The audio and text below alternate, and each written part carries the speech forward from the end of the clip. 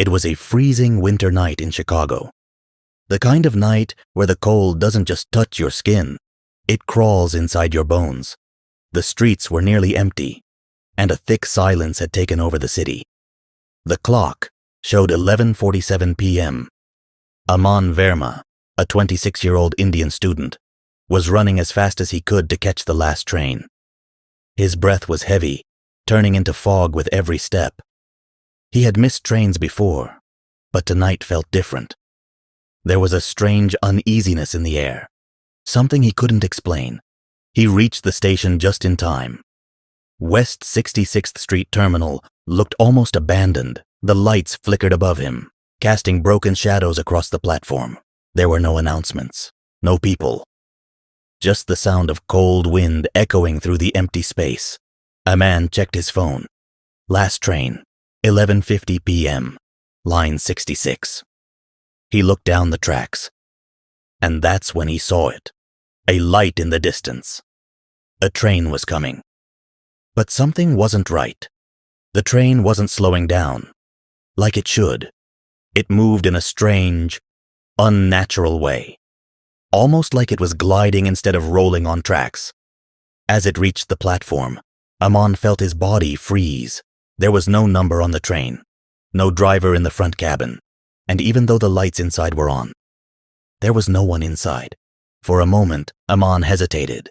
His instincts told him something was wrong, but when he turned around, the platform behind him was completely empty.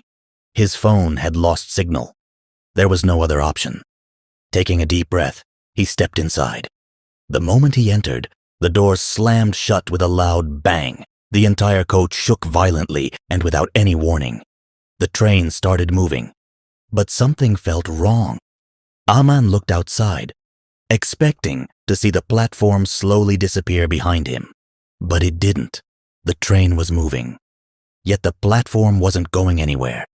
It was as if the train was stuck in the same place, while still traveling forward. Aman sat down, trying to calm his racing heart.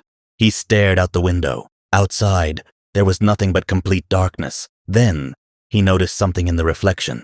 Someone was sitting behind him. He turned around instantly. There was no one there. He frowned, confused, and looked back at the window. The reflection was clearer now. The figure was still there, sitting right behind him, perfectly still, staring directly at him. Aman's throat went dry. "Hello," he whispered. No answer. Slowly, he gathered the courage to turn around again. Still no one. But when he looked back at the reflection this time, what he saw made his blood run cold. The figure was not human. Its eyes were completely black. No pupils, no whites, just darkness. Half of its face looked burned. The skin cracked and twisted, and its smile, it was too wide, too unnatural. Aman froze in fear, unable to move. Suddenly, the speakers above him crackled to life. "Next stop, no return." The voice was distorted, almost broken, like it wasn't human. Aman's heart started pounding faster. "What kind of stop is that?" he whispered to himself.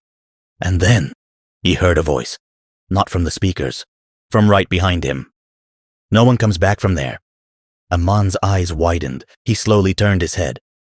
But there was no one there. His breathing became heavier. His hands started shaking. He shut his eyes tightly, trying to convince himself that this was all just a nightmare, just his imagination. A few seconds passed. Silence. When he finally opened his eyes again, his heart stopped. The figure was no longer behind him. It was sitting right in front of him. Real, close enough to touch, staring directly into his eyes, and then, in a low, chilling voice, it spoke.